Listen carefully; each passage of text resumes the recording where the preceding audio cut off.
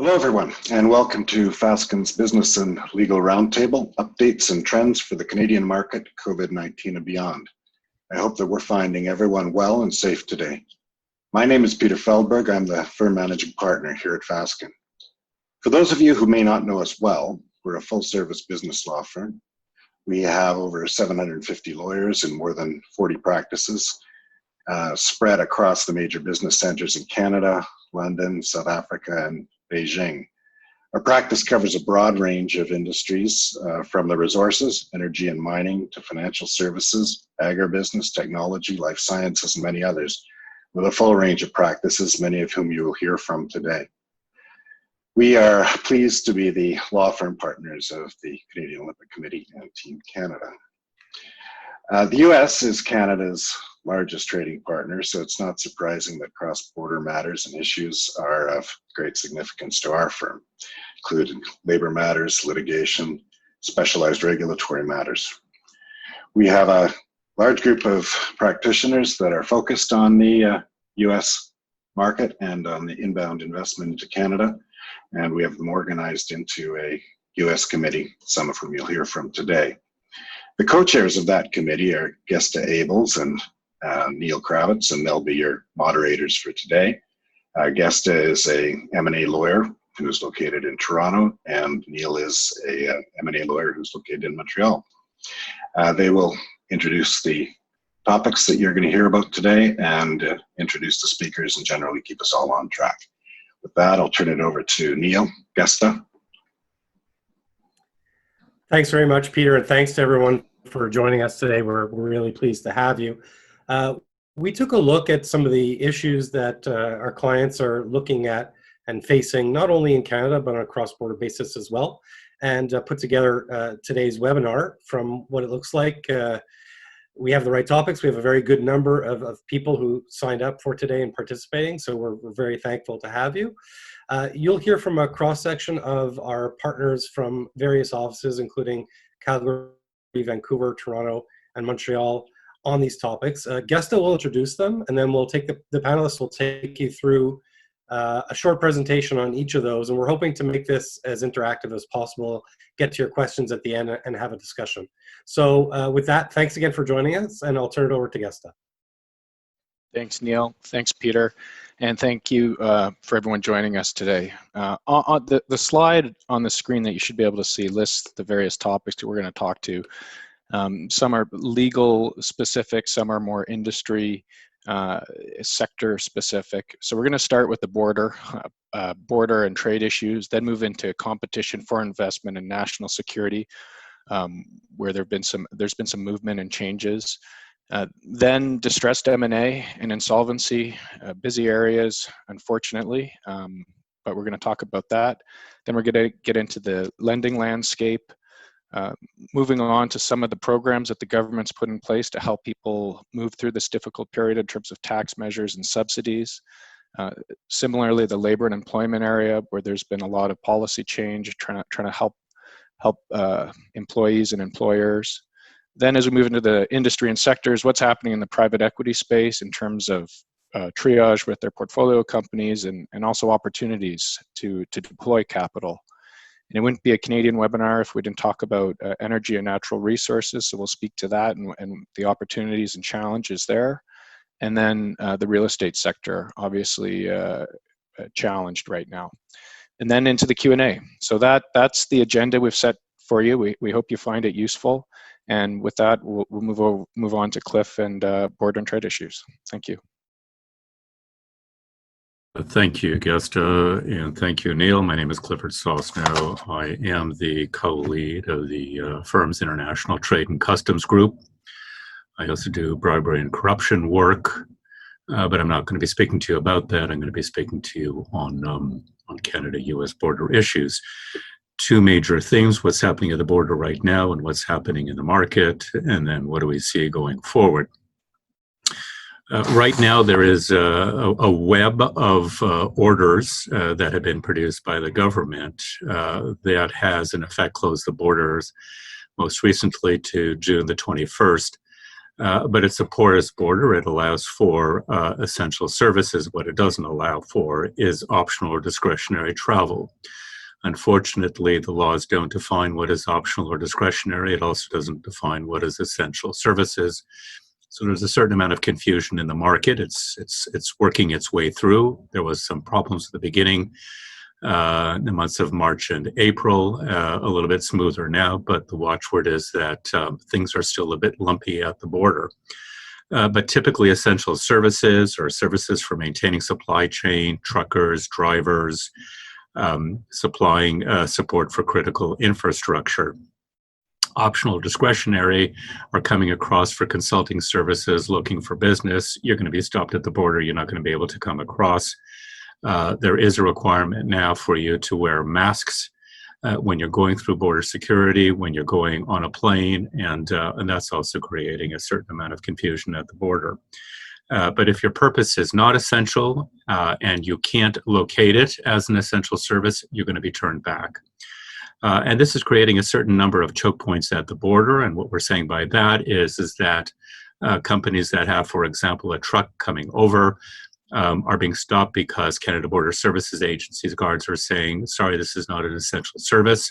Your products are not essential products, and we're turning you back. You don't have the proper paperwork. They're also asking medical questions. They're turning back drivers that show the slightest signs of a cold. Some are requiring the wearing of masks. Some are not, but they're not providing masks. And so truck drivers have to wait until somebody can supply them masks.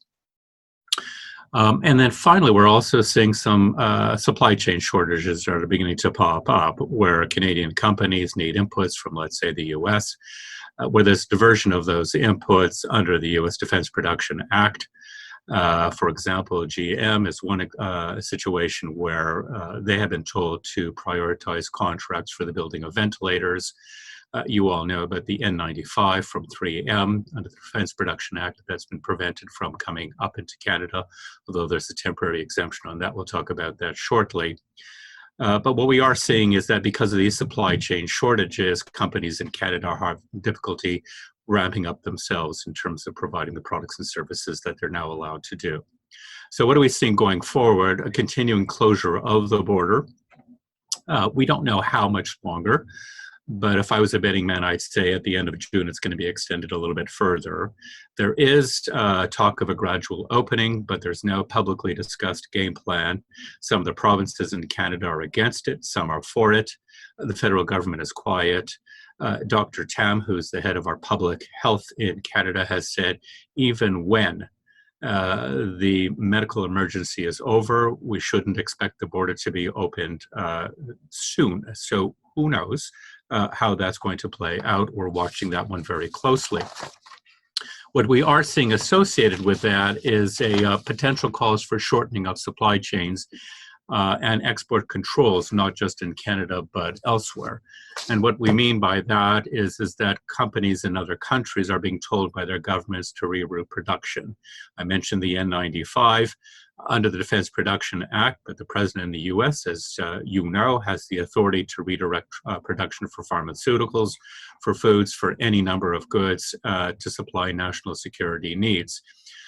We're seeing, in fact, Vietnam placed a quota on the export of rice to countries, including Canada, and that's created a critical hit for those in the food industry. And so what we're hearing now on the horizon are calls for shortages of supply, shortening of supply chains to manage critical shortages of goods, and asking the federal government to prioritize contracts where domestic suppliers provide to domestic buyers. We haven't seen anything concrete on that. We're just seeing clouds on the horizon. The next cloud on the horizon is the USMCA, the replacement for the NAFTA, which is coming into place on July the 1st. There are a new set of rules associated with that as to who can come in duty-free. And because of that, we intend we likely will see rule confusion. We intend to notify our clients on what those new rules are, but unfortunately those new rules haven't yet been provided. So there is potential for delays as documentation is being sorted out. Finally, I will say that for some of you who are familiar with this, dumping investigations, as companies in Canada slowly emerge, they will be claiming vulnerability. They will be claiming the need for protection against companies in other countries that are needing to offload inventory just to bring in some revenues. And for those of you that are familiar with dumping investigations, it's a form of a tax. And if regulators believe that, yes, dumping protection is needed, that protection can stay in place from anywhere from 5 to 20 years. So the watchword, we would say the headline is supply chain resiliency, different suppliers, thinking about different customers, and also contractual provisions to protect against unexpected costs. And with that, thank you. And I'm going to move over to our next set of presenters, Tony Domenico, who is our co-lead on antitrust and competition, and Andrew House of our government relations and political law group. They will be talking about competition, foreign investment, and national security. Thanks very much, Clifford, and hello, everyone. Again, my name is Tony Domenico. I co-lead the firm's Antitrust, Competition, and Marketing Group, and in a past life, I was counsel to Canada's Competition Bureau. So in terms of where we are with respect to global and domestic merger enforcement, what I would say is that the agencies regulating antitrust, including Canada, are struggling to sort of manage the situation and to review mergers on an expedited and regular basis. The big reason for that is they're working from home just like all of us and are having challenges logistically organizing themselves. But another big part of the challenge is their ability to reach out to market participants as part of their review, to connect with them, to learn of market dynamics that in the end factors into their decision as to whether or not to clear a merger or to challenge it or to insist upon remedies. Now, at the same time, what we're also noticing is that with respect to mergers that should not give rise to concern, that the Canadian Competition Bureau at least is trying to take measures to get those cleared and perhaps not look out under every rock that's necessary that otherwise would be the case for a merger, but where there is confidence that the merger is otherwise not going to give rise to concern, we're seeing that those mergers are being cleared. But at the end of the day, we are noticing as a trend that merger review is taking longer than it used to, and coordination between agencies, whether it be Canada, US, and Europe, are taking longer than expected. With respect to substantive challenges, though, the real substantive challenge today that's different from, I say, a pre-COVID environment is the unpredictability of our fast-moving economy. Normally, competition agencies, including Canada, look to the past to see that as a good predictor of what would happen in the future, and would also look to current circumstances to say what the current concentration of market share would be, what are current barriers to entry, and what is in fact the landscape for economic activity in a particular sector. And what's challenging about that is that that's really an unknown commodity with respect to many businesses. We're seeing excess capacity in some businesses, declining demand in many others, and a real scrambling of market share and concentration where it's really difficult to even know what is the current market share with respect to certain kinds of businesses or not. And so those kinds of challenges are really presenting, I would say, issues for competition agencies to really look at and see, well, is this going to give rise to an anti-competitive effect in the future? And what is that future going to look like? So it's important to keep that in mind, that challenge. But just like there's a challenge in every circumstance, there's also an opportunity. And the opportunity here is that with respect to strategic mergers, the use of M&A as a tool to maximize circumstances where you have excess capacity and declining demand, I would say that's a very good environment today to maximize those kinds of opportunities. And I would say Canada is actually very unique and a good area to pursue that. Primarily because in Canada, unlike other jurisdictions, we have an efficiencies defense. So a merger reviewed in the United States or in Europe, efficiencies, cognizable efficiencies, whether it be productive efficiencies or otherwise, arising out of a merger would be considered a factor, but wouldn't be a determining factor with respect to what's otherwise an anti-competitive merger. But in Canada, to the extent operating or productive efficiencies outweigh any potential anti-competitive effects, a merger can be cleared. And we've seen many examples of that, including recently.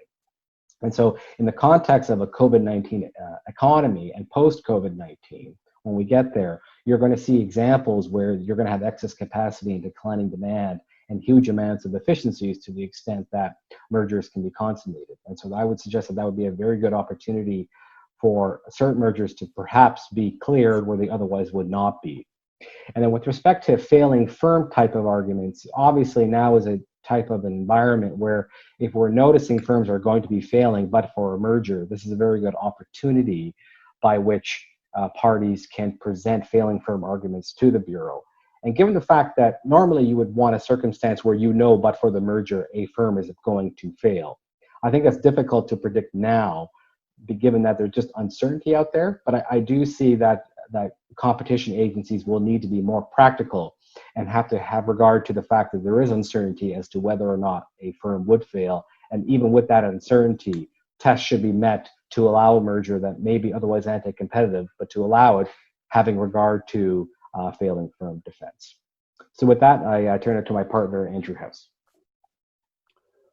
Thanks, Tony, and thanks to all of you for joining us today. Under albeit different circumstances, we're pleased to have you with us.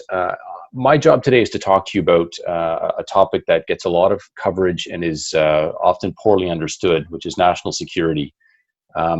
As between Canada and the US, there's been such a warm cooperation over the years on both defense and security that it's difficult to adapt when times begin to shift. And I want to talk to you about that today.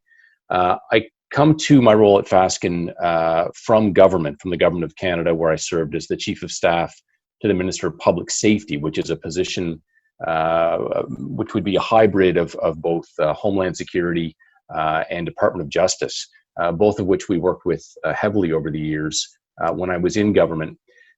What I need you to know is that in Canada, there is no set definition of national security legally. That works to the advantage of the government because national security becomes a concept defined by the government as it needs to define that concept in various circumstances. And the other thing I'd want you to know is that national security in Canada, as it is often in the United States, inherently political. And that although there's black letter law that governs transactions, it is also something that admits an awful lot of politics, particularly where our cabinet ministers are also frontline representatives. They are elected and they serve in cabinet in an appointed role. What's changed most recently as a result of COVID-19 is a very intense focus on critical infrastructure. National security for many, many years was understood as being about terrorism and espionage. Now it also very much includes the inherent safety and security of citizens as defined by their access to critical goods, services, and institutions. That's meant that a relationship like the Canada-US relationship, in which Canada has for years been a net importer of intelligence product and shared a very close relationship and kept very few secrets from the United States, suddenly finds itself at points in competition with the United States for things like medical protective gear, which became a real flashpoint between the U.S. president and Canada, and the cause was taken up by several of our premiers. That's the kind of thing that makes cross-border deal making in the COVID-19 era more difficult when it comes to critical infrastructure and what's called the National Security Review, which is an important part of the Investment Canada regime in this country. In the critical infrastructure universe, you have things like transportation, information and communications technology. Water, for instance, is another area of critical infrastructure as defined by the government.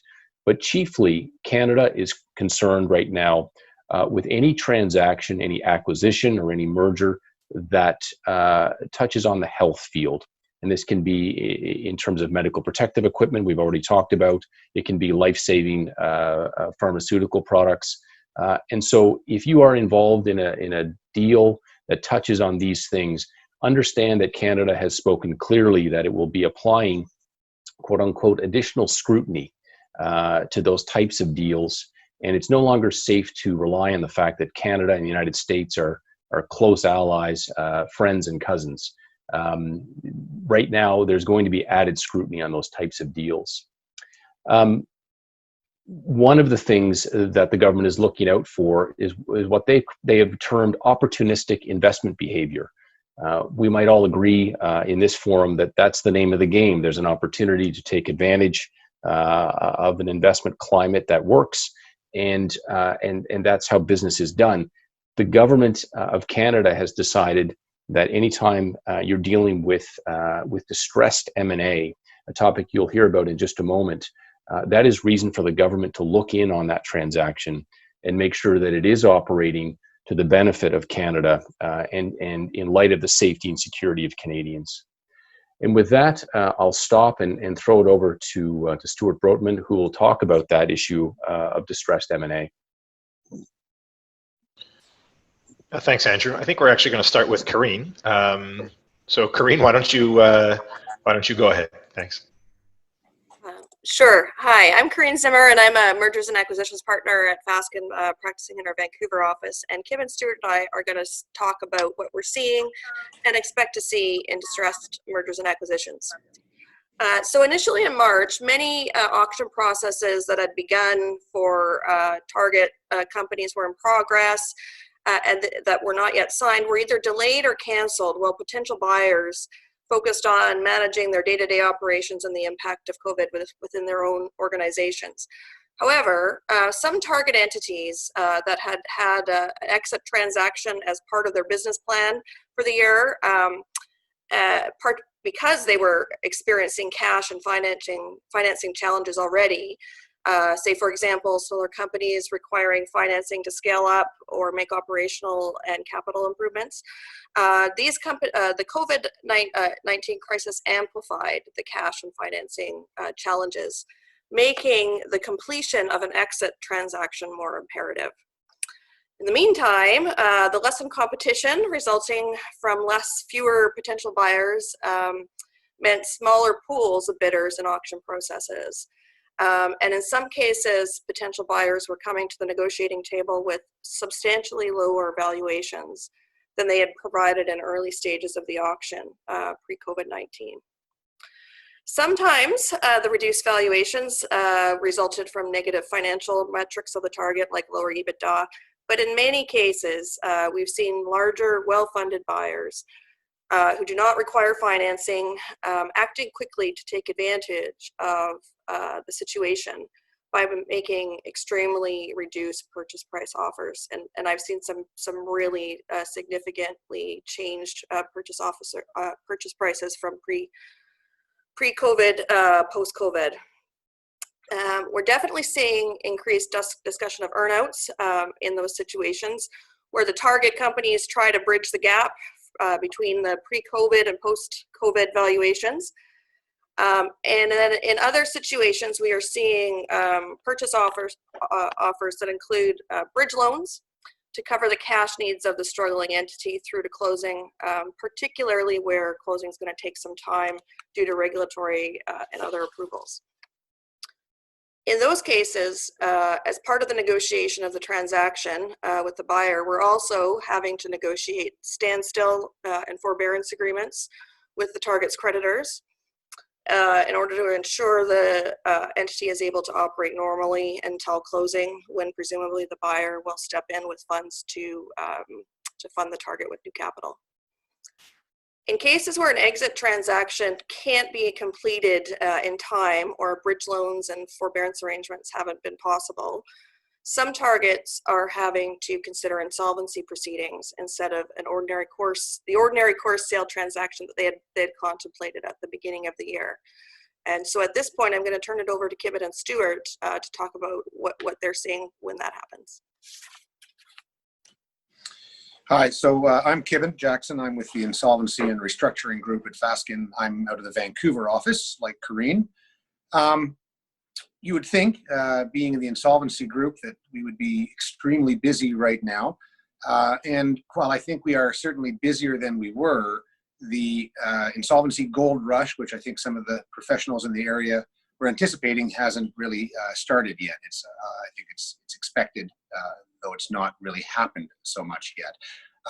Picking up on Karine's last point, it is, in fact, the kind of thing we do expect to see, which is that some of these transactions which can't be accomplished in the ordinary course now, or which need to happen very quickly, can be accomplished through insolvency proceedings. And there's, particularly in Canada, and I think compared to those of you in the US who are familiar with the 363 process, which is a bit longer and more formal, there's a lot of flexibility in Canada that affords opportunities for very quick sales in insolvency proceedings. So we do expect we'll see some of those where there's either opportunity or otherwise some sort of roadblock preventing the transaction from occurring in the ordinary course. So back to my initial point, we're not seeing a lot of really large insolvencies as a result of the COVID-19 crisis. That's not to say we don't expect to see them. We certainly have seen a real uptick in small insolvencies. And so, I mean, we're talking about small businesses, well, or small by most measures, certainly by American standards. We're seeing those. And in the obvious industries, we see them in travel and tourism. And a lot of that includes some of the tech companies which are actually engaged in that, because a lot of their, obviously, income comes from the commissions that they generate.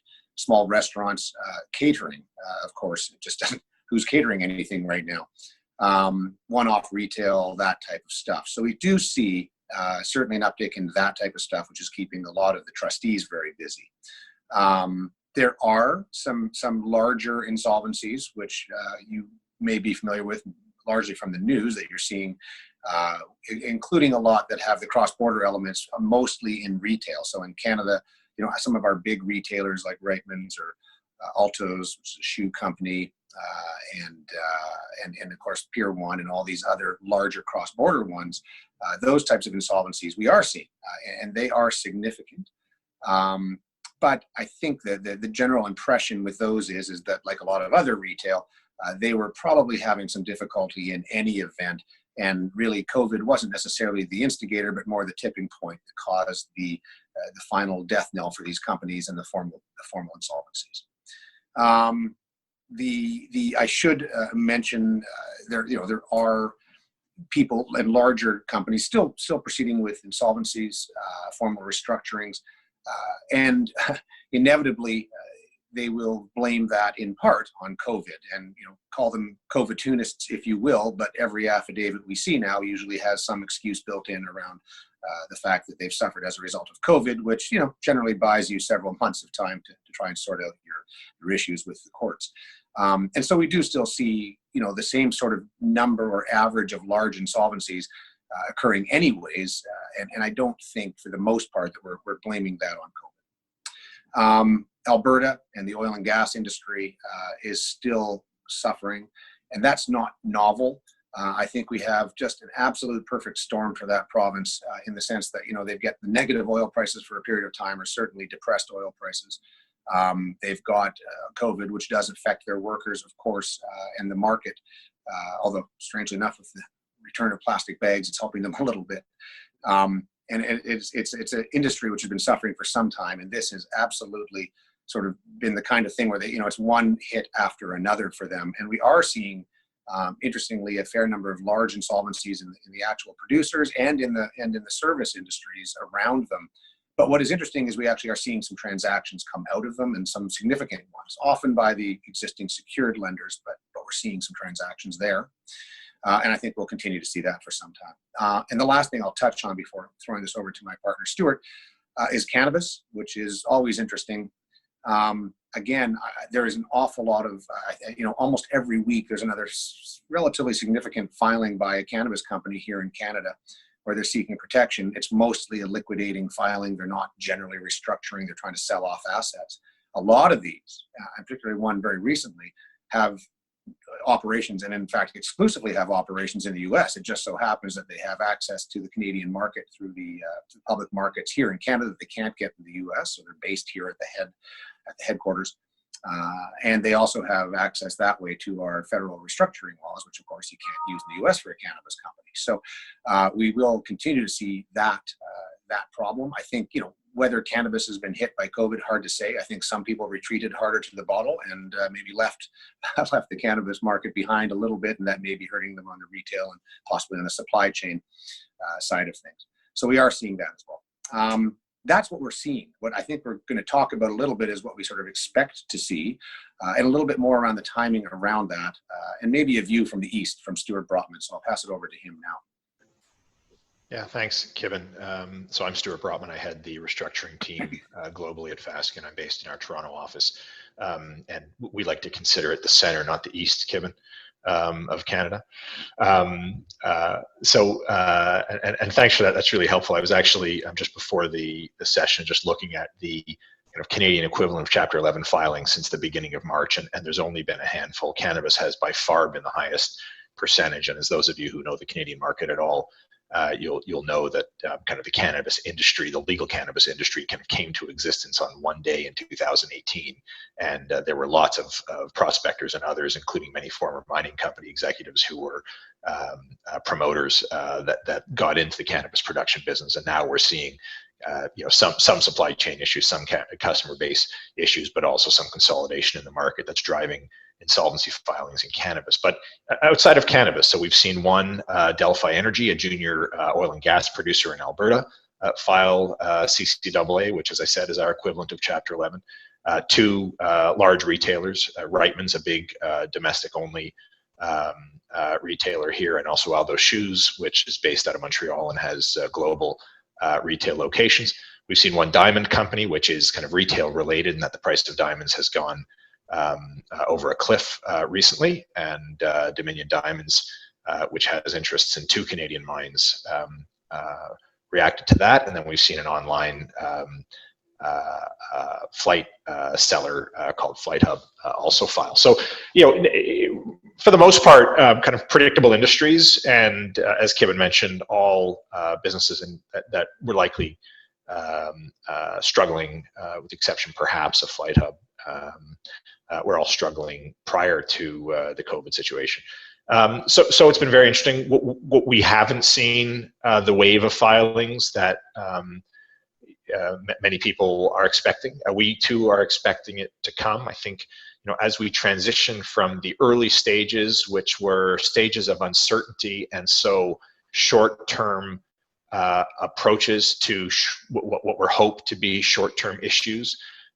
We did see, as you saw in the United States, a wave of companies drawing down on available credit under their credit facilities in the very early days, and we've seen lots of, and we occupied ourselves along with our banking colleagues for many weeks negotiating covenant waivers, covenant adjustments, and the like, and that seems to have stabilized now as we start to see some certainty, and Canada is starting to open up. I think in a slightly more organized way, but that may be the biased view of a Canadian, but I think in a slightly more organized way than is happening in the US. And as that happens in the various provinces and within the various cities within the various provinces, and we start to see some more certainty, people, companies and their lenders and other counterparties are going to start to take a longer term view as there's a slightly more certainty as to what happens. And I think it's at that stage we're going to start to see a greater influx of filings.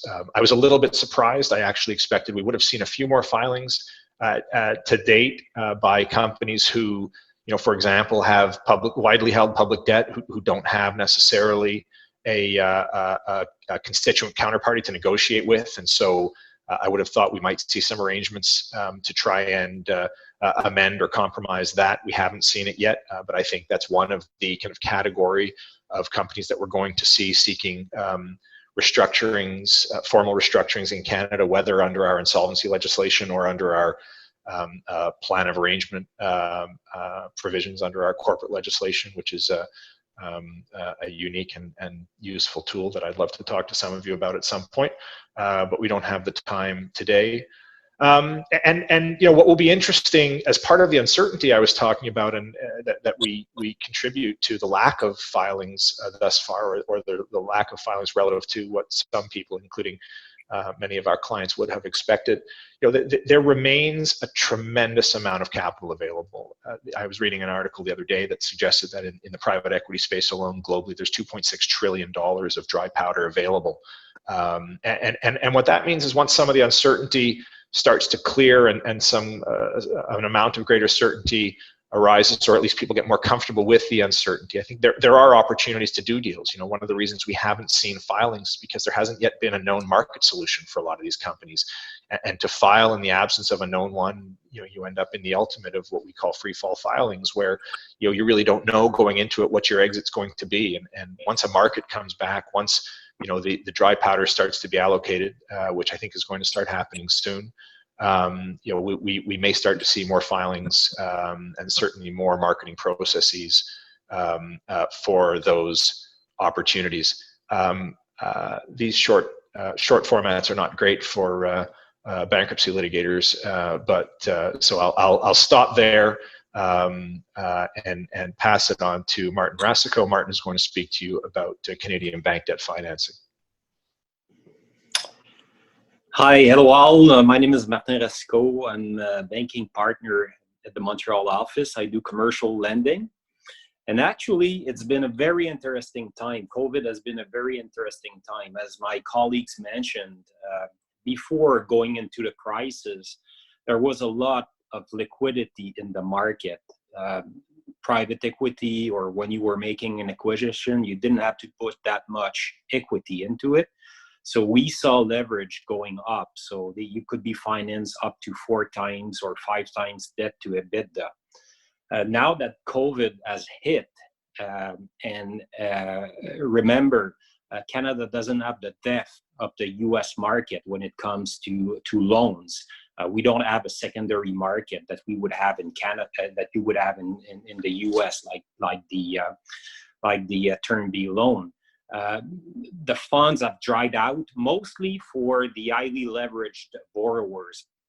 The good thing is that there are some solutions. So I tend to divide the landscape into 2 categories. The first one are the investment grades issuer, and the other one are the non-investment grades issuer. The investment grade issuers, especially at the beginning of the crisis, there was and there is still liquidity. We've seen a lot of those investment grade issuer go to the market and raise additional borrowed money. The reasons they were giving to the lenders is that, first, I mean, we need to somehow have a war chest to go through the crisis. But just like my colleagues mentioned too, they're contemplating that there will be a lot of acquisition opportunities after the COVID-19 with respect to companies which didn't have the financial strength that those investment grade issuers had. So that's for the investment grade segment. For the leveraged borrowers, non-investment grade, we see a lot of private equity investments in that space. It's been tougher. First, I mean, 2 impact. First, I mean, it's much harder to get a loan approved. So that's the first things. But as we'll see, there are solutions. It's not a catastrophe. And the other thing is that a good proportions of those borrowers, you know, defaulted on their loans. Not really that they stopped making payment, but one of the often in credit agreements you've got a lot of financial covenants. One of which is the debt to revenues or debt to EBITDA, and obviously, especially those businesses in the retail space, their revenues plummeted. So they are no longer respecting their debt to EBITDA ratio. And the consequence of that, not that the lender did go there, is that the lender could refuse to make additional funding. Overall, that's not what they did. The solutions we saw is that the government stepped in with various programs, some of which they're making direct lending to the companies, and even in syndicated transaction, often we've started seeing, you know, facilities being increased to give some fresh air to the issuers, and they're basically subscribing or committing to those additional facility. Another product that we've seen for liquidity line is that certain governmental agencies in Canada have started to guarantee new loans. So in other words, they're not making the loan themselves, but they get into an agreement with, you know, financial institution that does business on the day-to-day in lending, such as banks, and they are guaranteeing, the repayment of the loan. Often it's not the full amount; it would be 80%, but that has helped a lot in the crisis. Other than that, I mean, we're just, as my colleagues mentioned, amending credit agreements to get certain waivers. The lenders are amenable to suspend the financial ratios for a period of time. Sometimes we see no more than 2 or 3 quarters.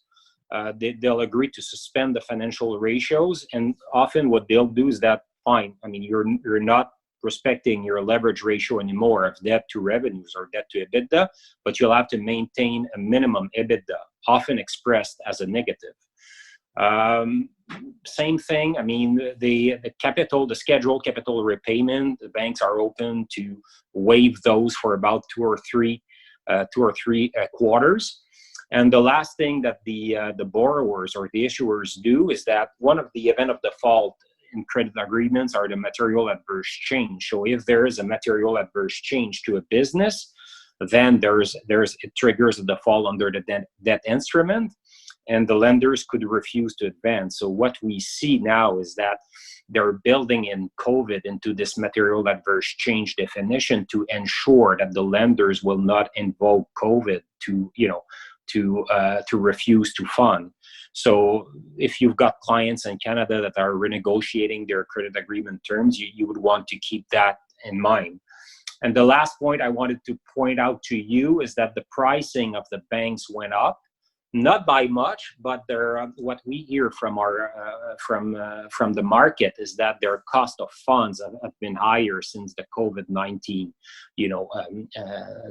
since the beginning of the COVID-19 crisis. So expect to pay more for your financings in Canada. So that's what I had to say today. So I'll turn it over to my partners, Claude Jodoin and Michael Coburn. They will talk about subsidies, tax measures, and back to work incentives. I'm Mike Coburn. I'm from the Vancouver office, again, working with the tax space. So I'll just touch briefly on some of the COVID programs that Claude was going to speak to, why he deals with the technical issues. So this really has been an unprecedented period of government subsidies and programs to deal with this unprecedented crisis. And these programs are almost being announced on a daily basis or revised on a daily basis. And so we're all been very active in sort of assessing them and evaluating them. But partly what I would say is what we say here today could very well be different tomorrow, just given the evolution of these things. One of the most important programs that's been announced is the Canadian Emergency Business Account, the CEBA. As a typical of tax things, these all have acronyms. And this effectively allows for interest-free loans of up to $40,000 to cover operating expenses during the COVID period. The government has effectively delegated responsibility for this program to the Canadian banks. And so really to access this program, Canadians are referred to go to their banks, and the bank will assist them in determining whether or not they qualify and how much they would qualify. And if they do qualify and get a loan, the government will forgive a portion of this loan down the road. Effectively, once the principal amount of it has been paid, they will write off some of it. So that's been a real lifeline for Canadian businesses. Another very significant program, and probably the one that's got the most publicity to date, is the Canada Emergency Wage Subsidy Program. And this is effectively a program where the government will subsidize employers for up to 75% of wages paid to employees. And some of the key gating items with this that we really emphasize is this program there was initially a 10% wage subsidy, which is referenced on the slide, which was quite a modest program. And really only applied to small Canadian businesses. It quickly became apparent that that was not sufficient to deal with this issue. So the government came back with the 75% wage subsidy, which is available effectively to almost all businesses, including businesses that are operating in Canada that may be foreign subsidiaries of a US company, very large organizations. There's no limit. Air Canada, for instance, had announced that it was taking advantage of this program for up to 14,000 employees. So again, this is a program which was originally supposed to run through June, but the government has since extended it to August, that provides subsidies for salaries. in terms of one of the things we do emphasize with these programs is, in the sake of transparency in governments, the government has announced that they reserve the right to publicize who will be taking advantage of these programs. They haven't done so yet, and they may not necessarily do so, but we'd always do advise people that, you know, by applying for many of these programs, you will effectively be waiving any sort of rights to privacy you might have. Michael, can I step in for a second? Oh, sure, Claude. Sorry, I don't know what happened, technology, but you were doing a great job. One of the points I just wanted to underscore is that, unlike other programs, the wage subsidy has no limit on the number of employees that qualify, and there's no cap on the overall amount that can be claimed. So those are really important. And as Michael was just pointing out, basically all employers would qualify. So Canadian corporations, whether or not they are taxable, there's some nonprofits, but they don't have to be Canadian. It could be a non-resident entity. They don't have to be Canadian controlled. So non-Canadian corporations that carry on business in Canada would be eligible to claim these subsidies. So that's a very important. And I just have a few governance points that Michael was starting to speak of, and that essentially what boards should be aware when dealing with this. The first one is that the measure was introduced into our Income Tax Act, which means by definition that our friends at Canada Revenue Agency will be responsible to audit and control the requested amounts of the subsidy, just like they would any other tax matter. So in that context, it's important to treat this and this initiative and prepare the request the same way you would prepare any other tax-related matter, including how you deal with your professionals. To claim the measure, the person financially aware of all the financial aspects of the company is required to attest as to compliance with the conditions. So this is very important because there are a number of penalties that come with the negligent overstatement of claims, and these penalties can run from 25% to 225%. So, and so finally, there's two elements here. There were significant postponement and administrative leniency in terms of filing and payments. Directors of companies will be particularly interested in making sure that compliance for those measures is strictly adhered to, because director liability will continue to be an issue. And so it's important that the more strict adherence to those measures is respected. So I'll turn it over to, and as Michael.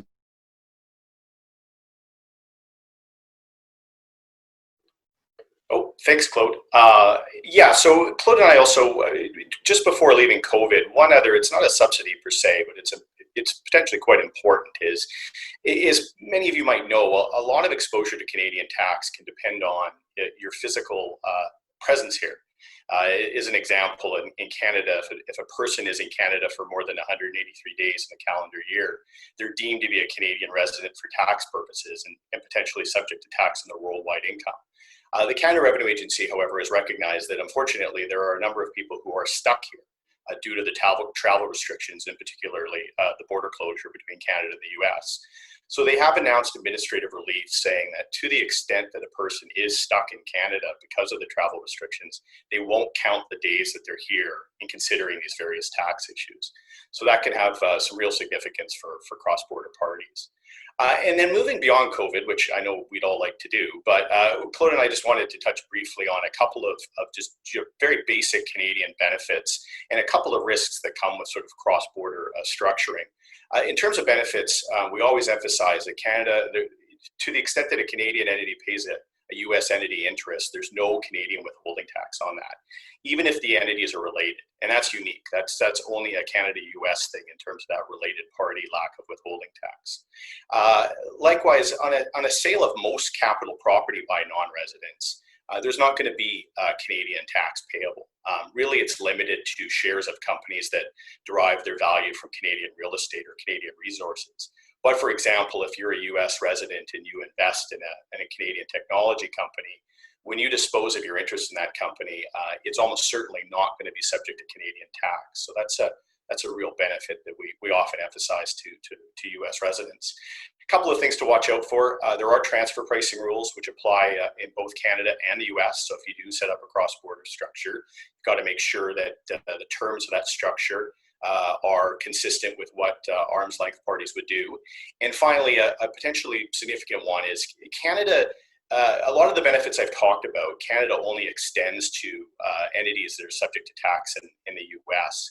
And a big hole there is LLCs. And Canada does not extend a lot of these benefits to LLCs.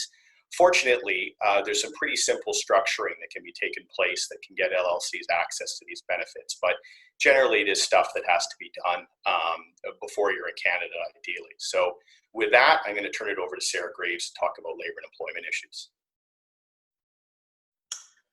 Hi, everyone. Thanks very much, Michael. As Michael said, my name is Sarah Graves. I'm a partner in the Labor, Employment, and Human Rights Group in the Toronto office.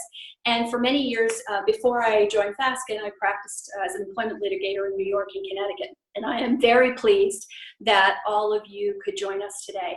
Our practice group has been busy across the country assisting our cross-border clients with a large number of issues related to COVID-19 as part of their cross-border, or in some cases international, pandemic management strategies. We've been dealing with issues such as managing layoffs, both short-term and long-term, limiting the risk of constructive dismissal claims, which are particularly relevant in Canada, and assisting, for example, essential businesses to continue their operations either through hiring if they need to gear up, or doing measures such as temporary hour or wage reductions. I'm happy to report that my colleagues across the country are now helping many of our clients focus on reopening. So as you may be aware, provinces across the country are addressing reopening in various staged processes, and different provinces are at different stages in that process. So we're dealing with things like guidelines for return to work, guidelines for handling suspected or confirmed cases of COVID, and guidelines for dealing with employee absenteeism, for example, as well as the regular litigation that we've been dealing with. And businesses that are reopening are facing some particular challenges from an employment perspective. One of the major challenges we're seeing is dealing with work refusals, and that's employees who are refusing to come to work for all kinds of reasons, some more legitimate than others. And that includes employees who are just generally anxious or concerned about coming back to work. So we are helping our clients approach these difficult issues in order to minimize risk while maintaining employee morale, because the last thing we want to do, especially for our non-unionized clients, is encourage unionization efforts by the way companies are handling these issues. So what we're doing is approaching them in a series of steps. First, making sure we understand why an employee is refusing to come to work. Second, we consider whether they are eligible for one of the multiple leaves of absences that are job protected and differ depending on what province or jurisdiction you are in. Each province has different existing leaves that an employee can take advantage of, and many provinces have passed legislation providing new COVID-related leaves. For example, in Ontario, we have an infectious disease emergency leave that employees can take when they are unable to work because of COVID-related reasons. Third, we're asking, are there any human rights or accommodation issues that need to be considered when we are dealing with the issue of refusal to work? Fourth, we're asking, is there a legitimate occupational health and safety refusal of unsafe work at play here? The occupational health and safety legislation in all Canadian jurisdictions have provisions for work refusals if the employee believes that their health and safety is endangered by the physical condition of the workplace. So an employee may exercise their right to refuse unsafe work because they believe they could be exposed to COVID in the workplace. Organizations have already procedures in place to deal with work refusals and the necessary investigations that have to take place. The key inquiry is really how safe is that workplace, and the key issue is, has that particular company engaged the appropriate protective measures and followed public health guidance. Lastly, we ask if there's any kind of other employment entitlements, either through policy or contract, that could apply. And if not, then we assist employers to impose disciplinary measures, because the bottom line is that employees who just have a vague concern about intending work have to come to work. And while it is not a situation that's without risk, if after appropriate warnings they don't come, then there are various measures you can take, including informing them that they've been deemed to abandon their position.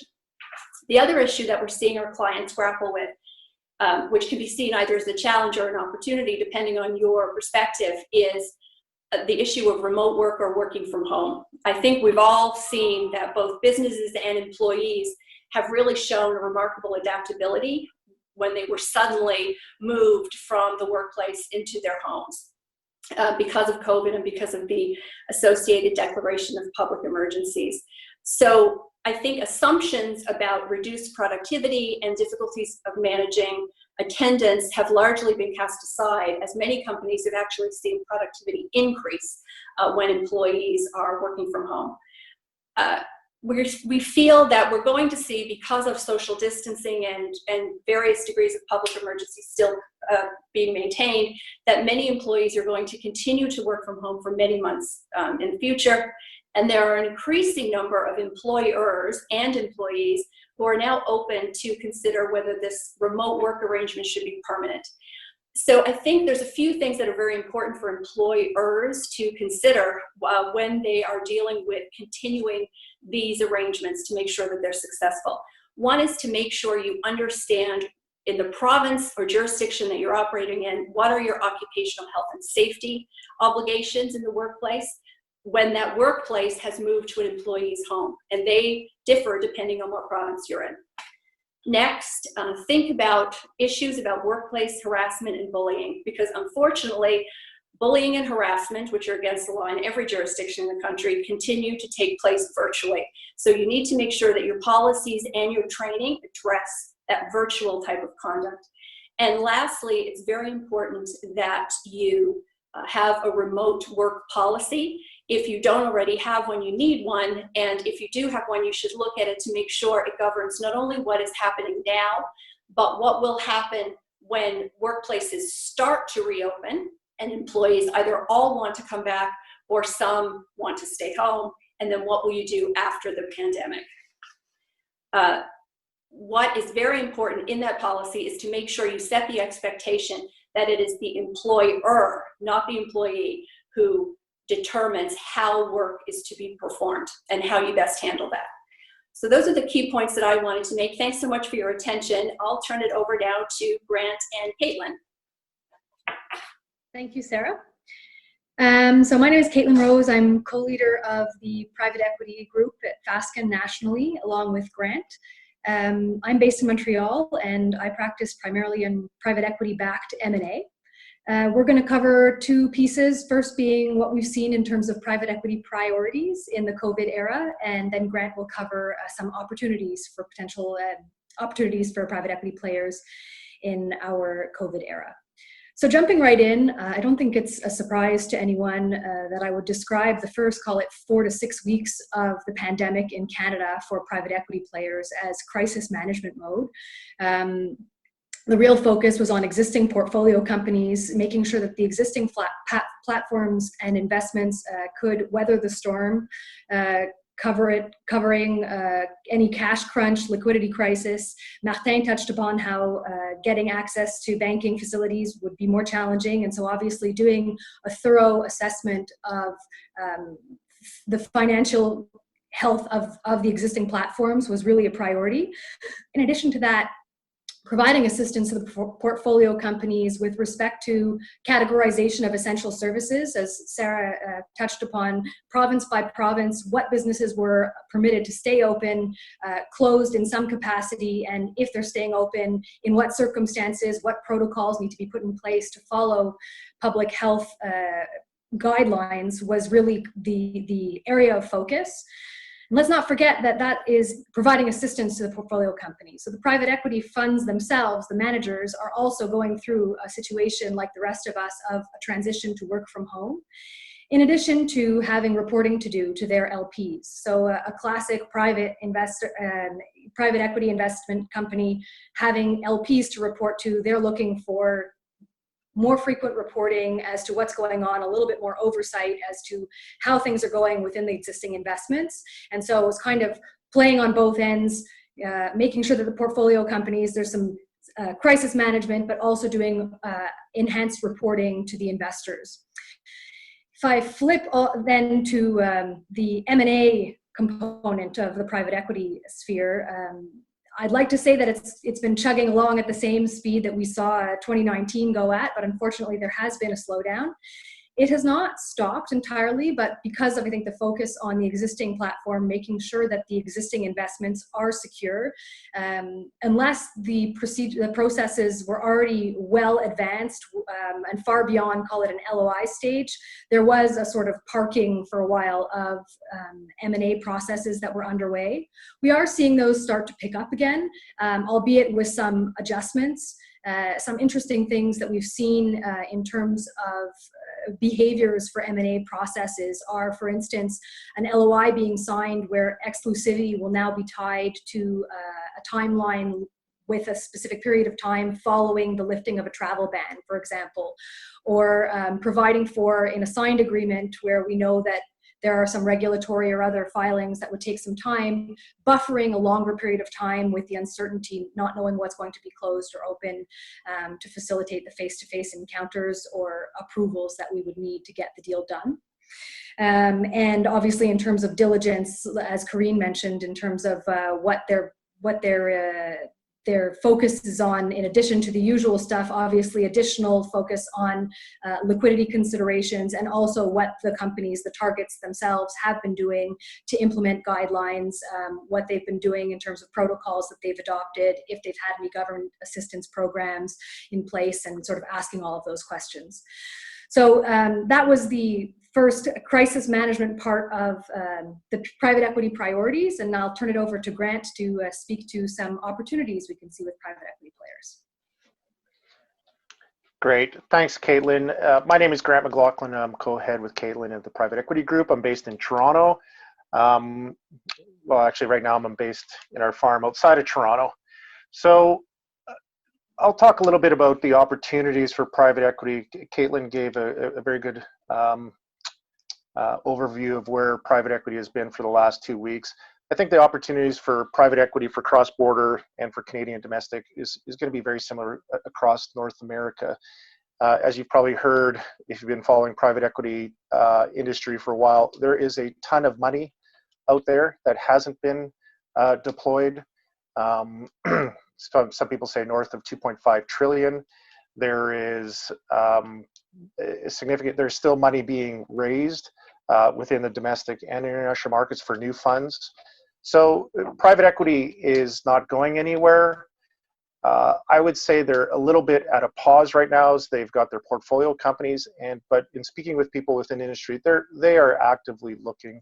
I don't think they're hitting the button quite yet to jump in a major way. There's definitely deals being done, but I am very optimistic that we're potentially on the verge to see deals start up this summer, September. Prior to this call, our partners were talking. Calgary and Vancouver have opened up their restaurants, and many of our partners are going out in the public and enjoying the ability to get to a patio. So just even that is a reflection that people are opening up and looking to do things. So I think that's a positive thing. Some of the opportunities we're going to see, I think, from if we look back to 2008, post that crisis, some of the private equity players were criticized for not jumping in sooner, weren't able to take advantage of certain opportunities. I think in the fall or before the fall, we're going to see more people put their companies on the market and more activity happen in Canada. We've seen Onyx and Brookfield, two sizable private equity shops, and other private equity shops say that now is the time, and there's never been a greater time to do some bridge gap distressed financing, whether that's through pipes, whether it's through some kind of bridge financing arrangement or other distressed type of lending. So we're, along with most other people, we're expecting to see that to help companies bridge the gap from this time period of extreme market disruption to who knows whether it's 6, 8, 10 months down the road or 18 months down the road where business is back to 100%. So we think that is going to happen. We're expecting to see it more end of summer, beginning of the fall. In addition, there's a number of industries in Canada which I think are well poised to benefit coming out of this. We have an extremely viable and robust tech sector, which has seen financings, which our firm has done financings in the middle of COVID. So that there are winner and loser industries. We think tech is strong in Canada. We're going to continue to see that.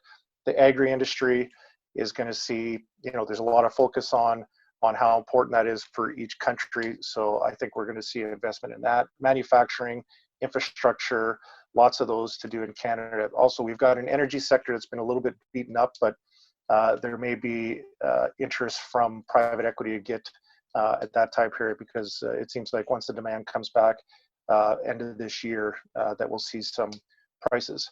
In addition, some of the opportunities we talked earlier about, there's lots of tons of money being issued by the Canadian government to a variety of companies, and for U.S. private equity owners, it's important to look at those programs and see if they're available, which I'm sure they've been doing with their investors. But it's also a little bit different circumstances to consider from a private equity portfolio that has the backing of possibly a large funded private equity firm. So there's an opportunity there to access government funds to bridge this time period, but I think it'll take, it's important for private equity people to have a keen eye and look and see what is available and what isn't. So overall, we're cautiously optimistic that we'll see private equity activity increase. We think the Canadian marketplace for U.S. investment will see strength again. And we're hopeful to, see this activity rebound summer, beginning of the fall. So I will turn it over to Rod, Ezekiel, and Peter Feldberg, to my partners, to talk about energy and natural resources in Canada. Thank you. Thanks, Grant. I'll kick this section off. I'm joined for this segment by my colleague Ron Ezekiel, who's the co-chair of our Global Energy Group. As you've heard from both Kibben and Grant, the energy sector, particularly the oil sector, has been, they said, a little beat up. I'll go into a little more detail on that over the last little while. I'll set out some context, some of the opportunities, challenges, I suppose, in the sector, and then ask Ron to take over and describe a little more detail what some of the opportunities may be. I guess the first place to start, and Gesta alluded to this a little bit at the very beginning, is it's hard to have a Canadian presentation about the markets in Canada without talking about the energy situation. It reflects the importance of the energy sector in this country. Canada has abundant energy resources. Just in a quick view of some stats, we have the third largest oil reserves in the world, 96% of which are in the oil sands in the Athabasca area. In terms of power, we're third largest hydroelectric producer in the world, and in terms of gas, we are the fourth largest producer, sixth largest exporter, and our market reserves are at current production levels to last about 300 years. So there's ample resources in the country, and in terms of our export our exports. Oil has been the dominant export for Canada for the last many years. So the main opportunity with respect to Canada is the reserves are there, the facilities are there, and they're not going away soon. The challenges really are twofold, I suppose. There are some that are reflective of the world as a whole, and then there are some that are particularly Canadian in nature. The current COVID crisis, of course, has kicked the heck out of oil demand. And what I was just recently reading in the IEA report was that investment in the oil sector worldwide, global investment in oil is expected to be 20% below last year, which is the largest year-over-year decline, I think, in history. Nobody's flying, nobody's driving. Obviously, a significant effect on the oil markets. Renewables haven't been affected as much and aren't expected to be affected as much, and the power sector, utility sector is obviously not as deeply affected either. But for oil, it's been a pretty serious change this year. That's globally.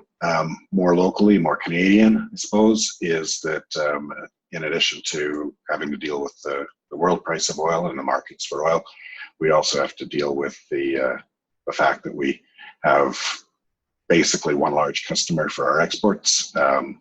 Some goes globally, but most of it goes south, and it trades at a significant discount.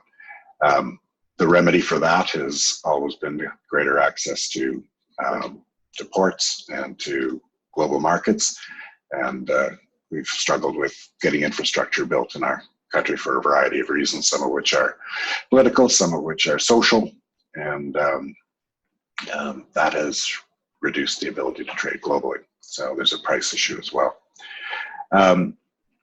Over the other sectors, looking at gas again hasn't been affected as severely as the oil sector. It isn't expected to, and certainly the development of LNG in the West has been particularly of interest, and some large projects there.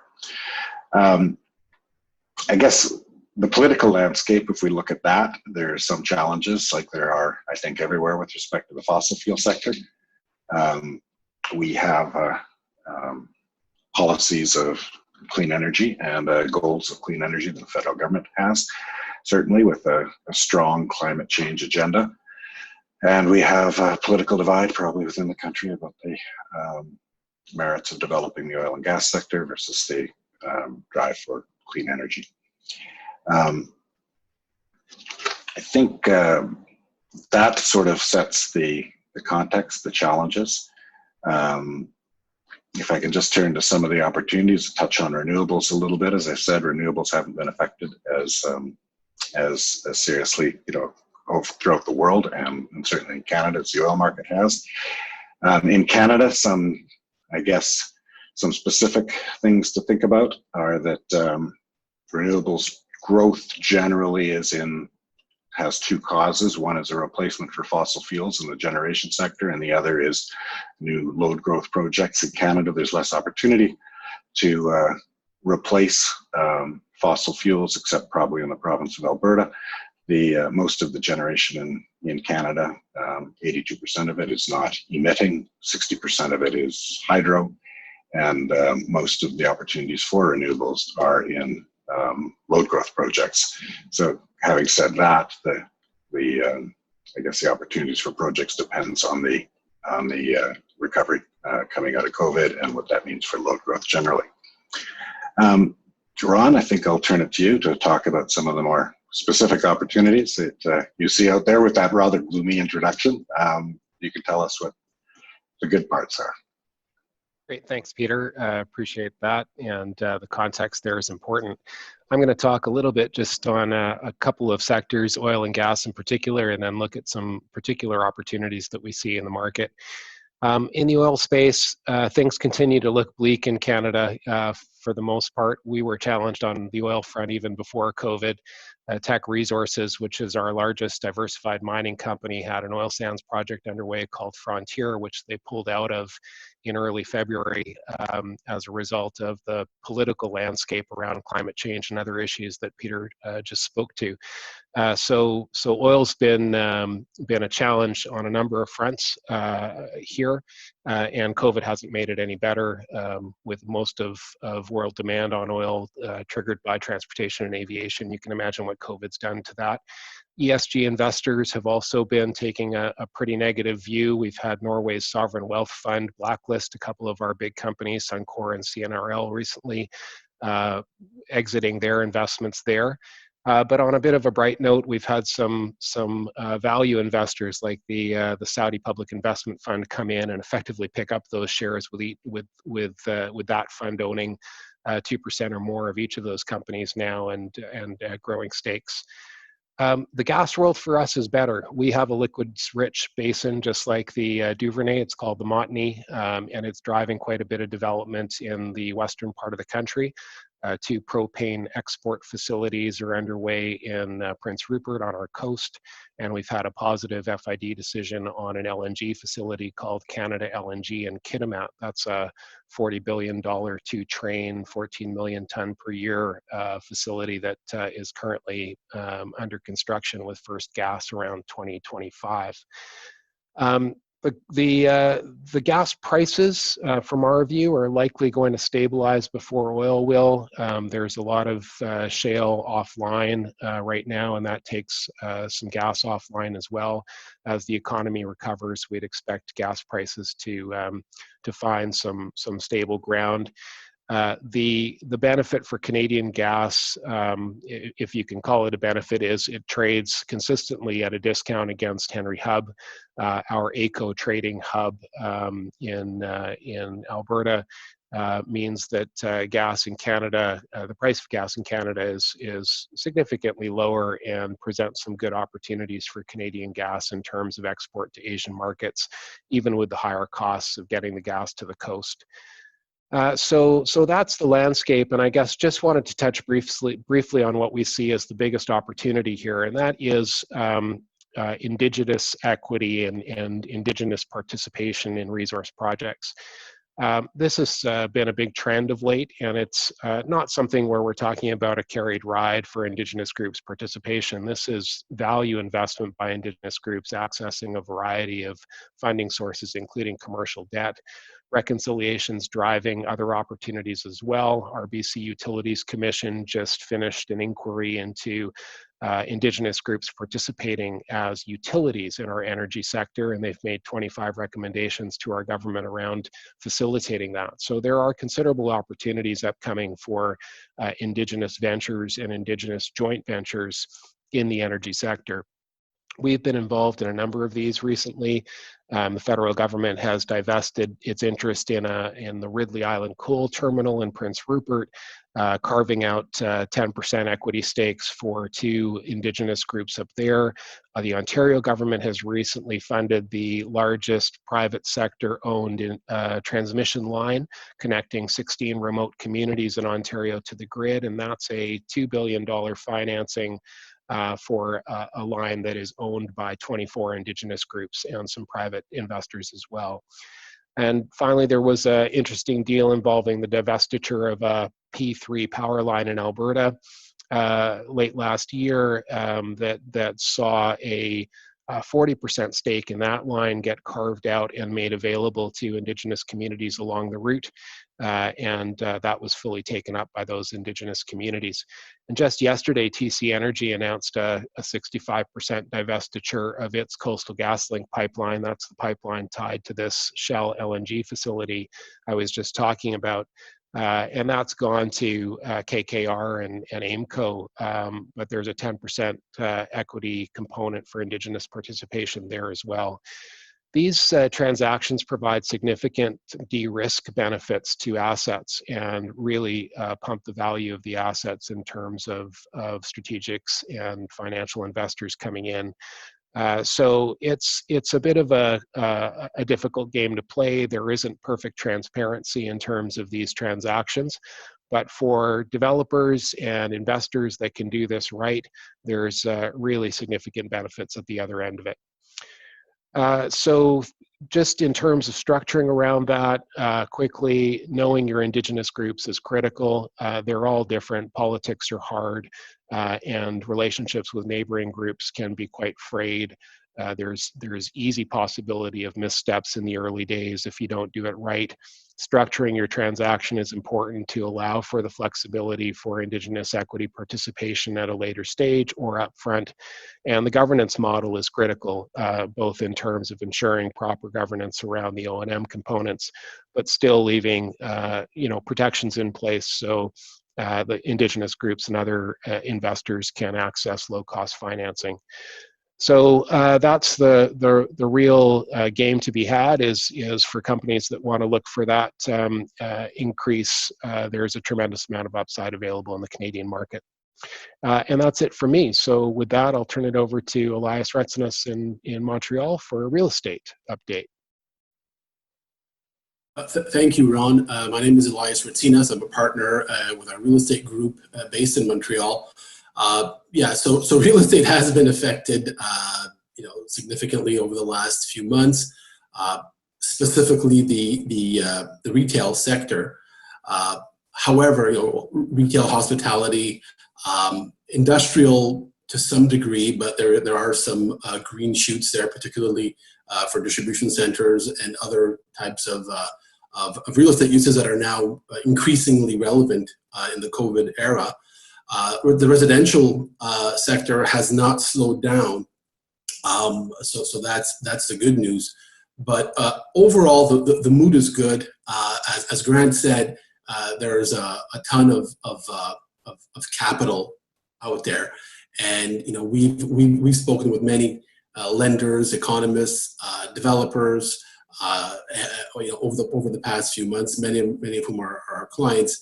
And the feeling that we get, and we're seeing it because we're still quite active, fortunately, on the opportunistic side.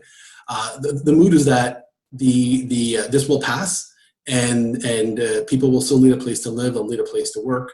They'll need a place to go and grab lunch, etc. So we are seeing activity. It is opportunistic, but particularly. We feel for Americans, it's of interest given the very favorable exchange rate.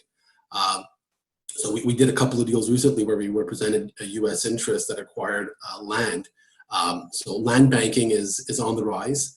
Again, the mood is that this will pass and there will be additional future development on a large scale. And the reason for this is that, as you may or may not know, Canada is, like the U.S., a country of immigrants, and we have still kept the doors open to a big degree to new immigrants, many of whom come in with on the investor program, will invest in real estate particularly. So that does not it has not slowed down to any significant degree.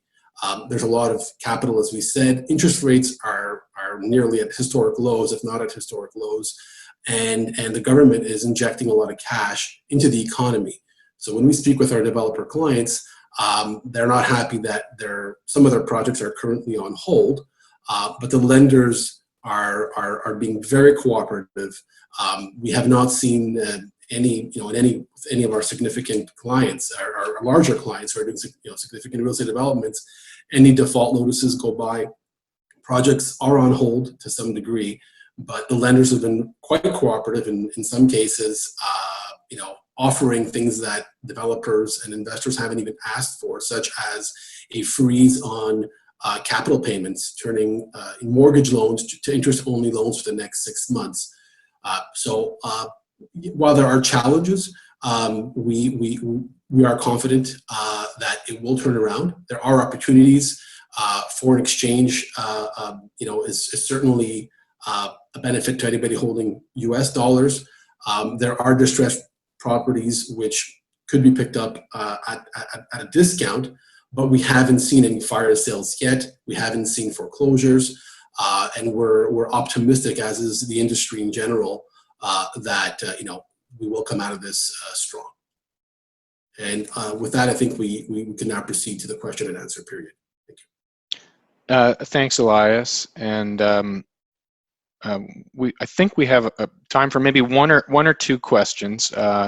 Appreciate you've all been drinking from an information fire hose. But I'm going to go back to earlier to the start, and maybe Tony, you talked about the impact of COVID on the Competition Bureau and related authorities. Do you have any sort of practical tips that people should be considering if they've got a deal that's likely subject to either foreign investment or competition review? What should they be doing at the front end to help navigate this new world order? Thanks very much, Gesta. So I think some general planning parameters would be as follows. I think first, you really want to try early, perhaps to engage a regulator than you otherwise would. Just having regard to the time it's taking regulators now, as particularly the Canadian Competition Bureau, to advance their merger reviews. And I also think it's important that you have regard to that delay in your consummating agreement. So outside dates, things of that nature, you really want to just plan for more time than you otherwise would. The other thing I would you want to think about is, there are certain notifiability requirements, at least for Antitrust, that have to do with book value of assets. That may have changed quite significantly now, having regard to COVID-19. So I wouldn't sort of take those previous estimates for granted and try to think through a little bit how those books are looking like to see whether or not your transaction will otherwise be notifiable. Thanks, Tony. Question for the energy team that came in. What do you think the prospects are for a second LNG project in Canada? It's a question for either Ron or Peter. I'll take that, thanks. Yeah, this is going to depend a lot on what we see happen in the Asian economies. Just yesterday, South Korea, for example, announced a program to boost renewables in terms of their energy mix.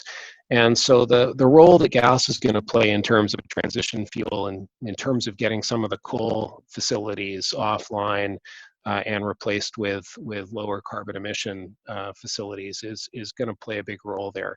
As we see demand pick up again, I think there's some good prospects for another Canadian LNG project, particularly in the timeline we're talking about. There's always been some real jeopardy around trying to build two projects at the same time and the cost escalations that result from that, similar to what Australia experienced. So we could see a nice sort of sequential second facility come on with gas sometime towards the end of next decade, or end of this decade, or early next, and the timing would be quite good. Thanks a lot.